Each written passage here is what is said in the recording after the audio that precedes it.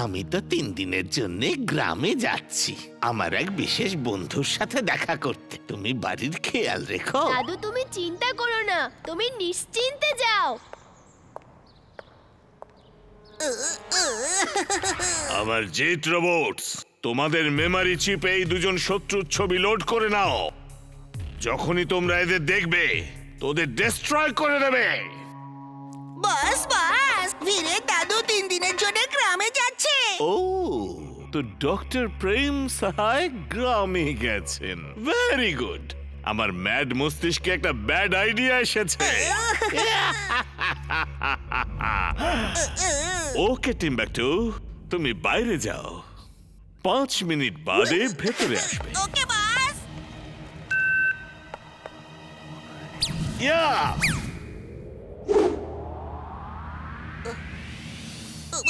বাস বাস বাস, দাদু তো এখানেই চলে এসেছে। কি করছো? আমি হলাম ম্যাড ম্যাক্স। আমার বসের মতো আওয়াজও বের করছেন। এই নিন, বাস বাস, তাড়াতাড়ি আসুন, দাদুকে আমি ধরে ফেলেছি বাস। আরে এটা তো আমি। দাদু তো গ্রামে গেছে। বাস আপনি? সরি বাস, সরি। আমি দাদু সেজে যাব আর হিউম্যানয়েড রোবট বানানোর সমস্ত ডেটা বীরের বাড়ি থেকে চুরি করে আনবো। তারপর আমি হিউম্যানয়েড রোবট বানাবো। মিয়াও, you are genius boss. Yes right boss. Bachchu, তুমিও আমার সাথে যাবে। তোমার চেহারাটাকে অন্যরকম বানাতে হবে। I am super duper genius বীর। I am coming. এটা কি সুন্দর দেখতে লাগছে না বীর? হ্যাঁ, খুব কিউট লাগছে। হ্যাঁ, সুন্দর তো বটেই, কিন্তু সবথেকে সুন্দর এই ঘোড়াটা। চুলবুল, তুমি যাকে ঘোড়া বলছো সে হলো ইউনিকর্ন। তুমি এটাও জানো না, এ হলো ম্যাজিক্যাল হর্স আর এর অনেক শক্তি। বীর, টিফিন তৈরি হয়ে গেছে। এখনো যদি এরা সত্যি সত্যি থাকতো তাহলে কি মজা হতো। আমরা এর সাথে খেলতাম, দৌড়াতাম আর খুব মজা করতাম, তাই না জিন্টু? আরে এটা আবার কোনো বড় ব্যাপার নাকি? আগরাম বাগরাম আলম পালাম ইকরাম তিকরাম ডাকলাম। জিন্টু, ম্যাজিক করো না, আমি তো এমনিই বলছিলাম। ইমলি, তোমার জন্যও টিফিন বানিয়েছি। চিন্টু, তোমার চাট, আর চুলবুল আর তোমার জন্য গাজরের হালুয়া তৈরি হয়েছে। জল খাবার, চলো ইমলি।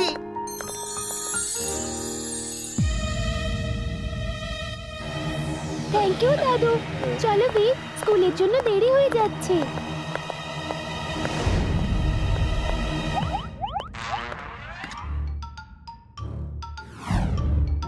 কত সুন্দর গন্ধ আসছে, চলো গিয়ে খাই। তাহলে বাচ্চারা, এখন তোমাদের বলতে হবে যে 5860 প্লাস 2322 কত হয়।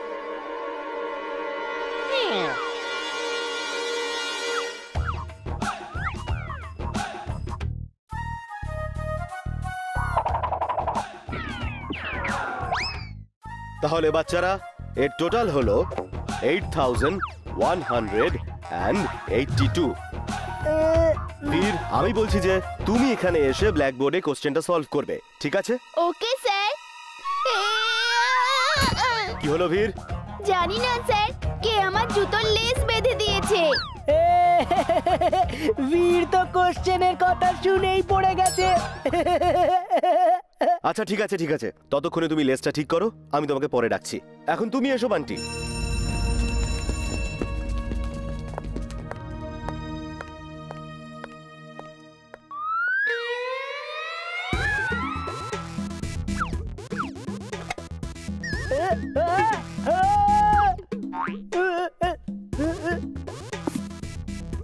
স্যার, স্যার দেখুন না, বীর আমার টিফিন খেয়ে নিয়েছে।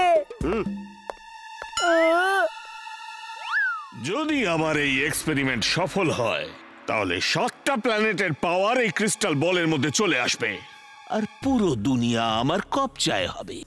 7টা প্ল্যানেটের পাওয়ারকে একটা বলের মধ্যে আনা কোনো মজার ব্যাপার না।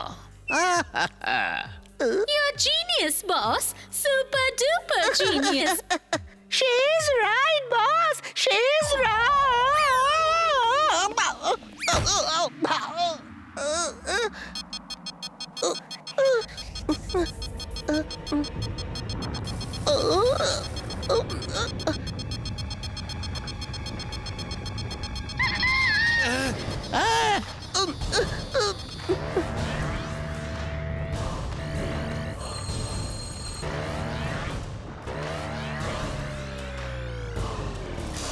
ইয়েস টিম্বাকটু, তুমি তো কামাল করে দিয়েছো।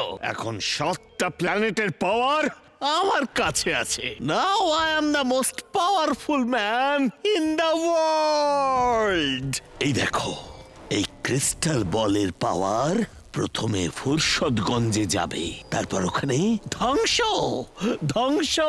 Max is glad. কংগ্রাচুলেশন বস। না না,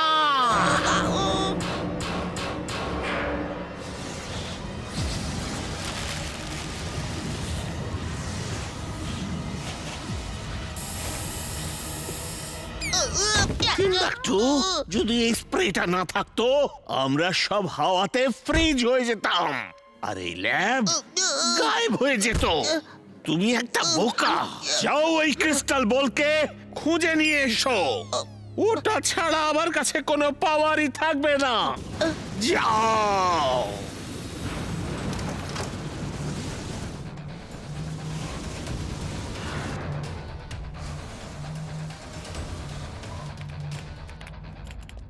দাদু খুব খিদে পেয়েছে, যদি তুমি ব্যস্ত থাকো তাহলে আমরা বাইরে গিয়ে কিছু খাই। বাড়ি থেকে বাইরে বেরিও না। ওই দেখো দাদু, এটা কি? এটা 7-in-1 প্ল্যানেট। 7টা প্ল্যানেটের পাওয়ার ওই ক্রিস্টাল বলের মধ্যে আছে। প্রচুর সায়েন্টিস্ট বহু বছর এটা নিয়ে রিসার্চ করছে। মনে হচ্ছে কারুর রিসার্চ সম্পূর্ণ হয়েছে, কিন্তু এই ক্রিস্টাল বল তার হাত থেকে বেরিয়ে গেছে। দাদু, ওই দিকটাতে এত অন্ধকার কেন? ওটা ওই ক্রিস্টাল বলের পাওয়ারের জন্য হয়েছে। পুরো পৃথিবী অর্ধেক আলো আর অর্ধেক অন্ধকারে ভাগ হয়ে গেছে। এটা অন্ধকারের দিকে যাচ্ছে, আর ওখানে যদি পৌঁছে যায় তাহলে পুরো পৃথিবী ওর মধ্যে ঢুকে যাবে আর সবকিছু শেষ হয়ে যাবে। দাদু, মানুষ আর জীবজন্তুরা কেউই তো একে সামলাতে পারছে না। ওই দেখো, সবাই কেমন হাওয়ায় উড়ে উড়ে যাচ্ছে। এই নন লিভিং জিনিসকে নিজের মধ্যে শাক করে নেয় আর লিভিং জিনিসকে বাইরে হাওয়াতে ফ্রিজ করে দেয়। যদি এটা ফুরসতগঞ্জের অন্ধকারের দিকে চলে যায় তাহলে সমস্ত মানুষ আর পশু হাওয়াতে ফ্রিজ হয়ে উঠতে থাক আর বাকি সব গায়েব হয়ে যাবে। বীর, তুমি যাও আর যে কোনো উপায়ে ওটাকে ধরে এখানে নিয়ে এসো। আমি এক্ষুনি যাচ্ছি দাদু। আরে, ওর কি হয়েছে? এর শরীরটা খুব খারাপ বলে মনে হচ্ছে। এই নোংরা জল খাবার জন্য অসুস্থ হয়ে পড়েছে।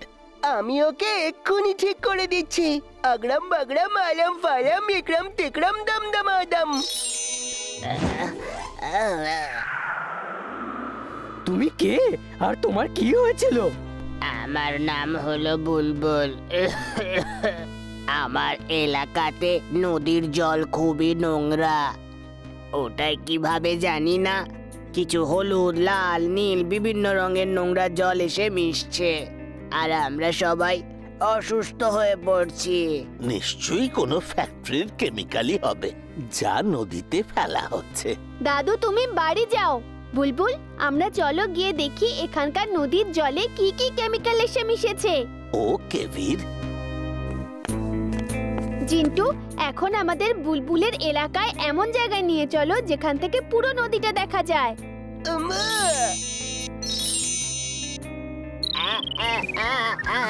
জিন্টু, তুমি এই গাছের উপরে বসিয়ে দিলে কেন?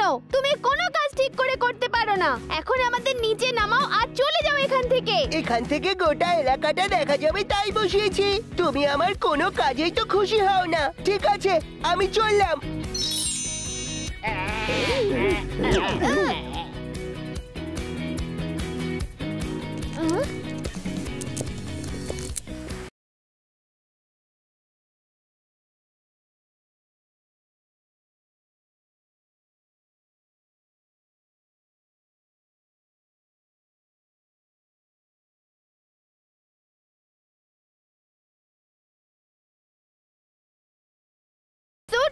যান।